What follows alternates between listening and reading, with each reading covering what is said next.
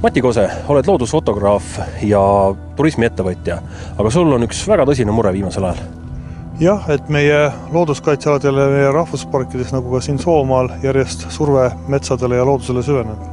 Mis see surve metsadele ja loodusele tähendab? See tähendab seda, et kui väljaspool kaitsealasid on juba metsaga suhteliselt kehvasti, siis järjest rohkem ka hakatakse leidma võimalusi, kuidas rahvusparkides ja looduskaitsealadel raiet läbi viia. Sul on fotograafina ka üks eriline vaatlusalune. Ja siin eelmisel aastal Hollandi loodusfotograafidega ja loodusturismi arendajatega me leidsime ühe ändkaku, saime temast kenad pildid ja minu siis koostööpartnerid olid juba huvitatud siia ka pikemalt või ütleme koostöösuhteid arendama ja tulema klientidega. Aga siis mõned kuud hiljem selgus, et seal tema elupaigas oli tehtud juba raieid ja selle liigi elupaik oli kõvasti kahjustatud. Mis arvad, kui lähme koos vaatame, mis sellest kaku kodust saanud on? Jah, eks me võime seda uurida, aga tõenäoliselt me kakku sealt enam ei leia, ainult koledad maastikud.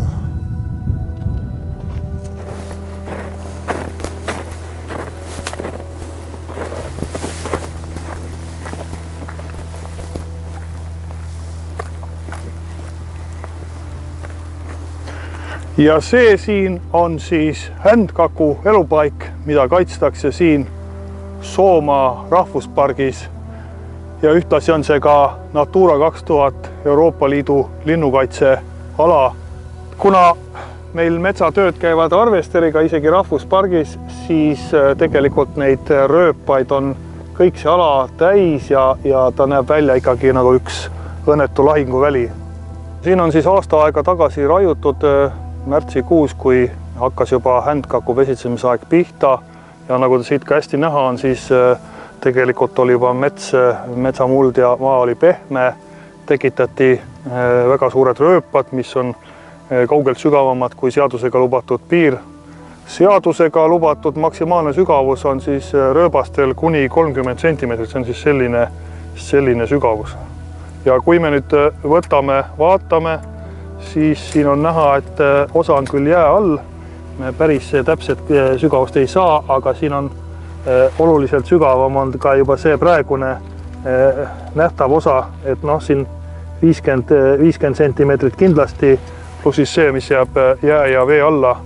Nii et igal juhul sellises väga tundlikus piirkonnas, soises märjas metsas, rahvuspargis, see asi on hullemast hull ja jääb täiesti arusaamatuks, miks selliseid metsamajandamise võtteid siin lubatakse.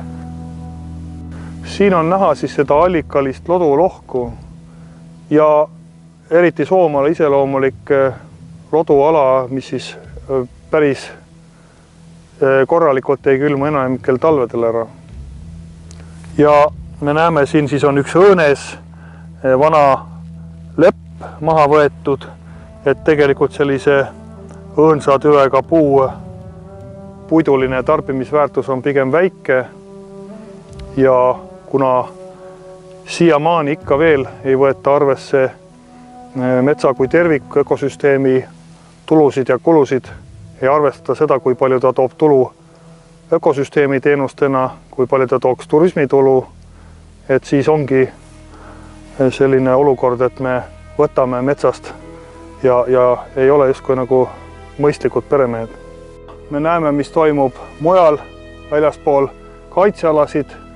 Tegelikult vanad ja põlised laaned on läbi raiutud, seal enam puid ei ole eriti metsaga.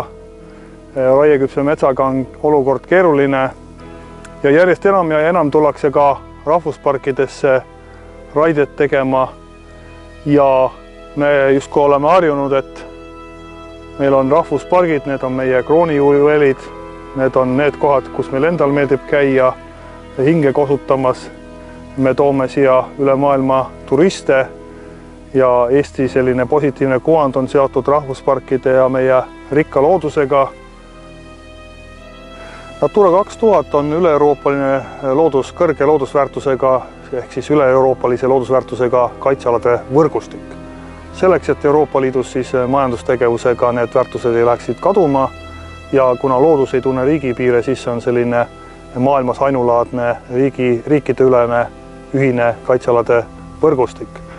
Ja kuna looduse kaitsega ikkagi siis tekivad ka kulud või saamata jäävad tulud, siis Natura metsatoetus on mõeldud nendele metsaomanikele, erametsaomanikele, keda need looduskaitselised piirangud tema majandustegevust piiravad, et siis seda saamata jäävat tulu kompenseerida. Toetuse mõte on ju selles, et ta kompenseeriks inimesele selle saamata jääva tulu. Et jääb täiesti arusaamatuks ja kas tõesti on tegemist rehepaplusega, et kaitsealal ja Natura toetusega alal, kus siis ka veel maamaksu soodustus on olemas, ikkagi kuidas see võimalik on, et samal ajal saab mitut asja korraga. Et tegelikult see on ikkagi minu arvates selline ühiskonna ja maksumaksja petmine, mis toimub. Loodusturismile sellised sõjatandrid ja oluliste liikide hävinud elupaigad midagi head ei tõota. Et Eesti riik ja EAS on muidugi ja kõik meie riigiasutused väga heal meelel, väga varmalt kasutavad meie rohelise riigi kuvandit, aga kui me hakkame süvenema sellesse, siis me näeme, et sellest on järjest vähem ja vähem järgi. Täna oleks Eestil potentsiaali olla Euroopa loodusturismi uus suur edulugu, aga kui me oma potentsiaali ja oma tegelikke väärtuseid ei oska ära kasutada, siis varsti see roheline müüt ikkagi taandub ja paraku ei ole siis ka neid turiste siia enam tulemas, kes tegelikult seda loodust üha haruldasemaks jäävaid liike ja metsaehedaid elamusi otsiksid.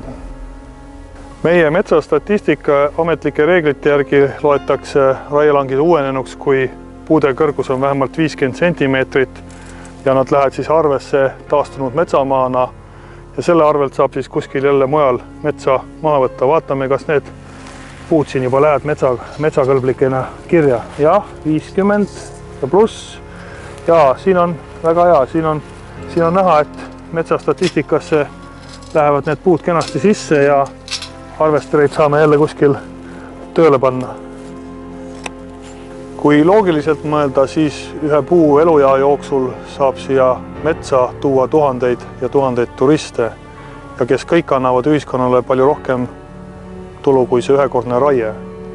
Aga kui me selle metsa maha võtame, siis need inimesed siia ei tule ja see tulu jääb ühiskonnal teenimata.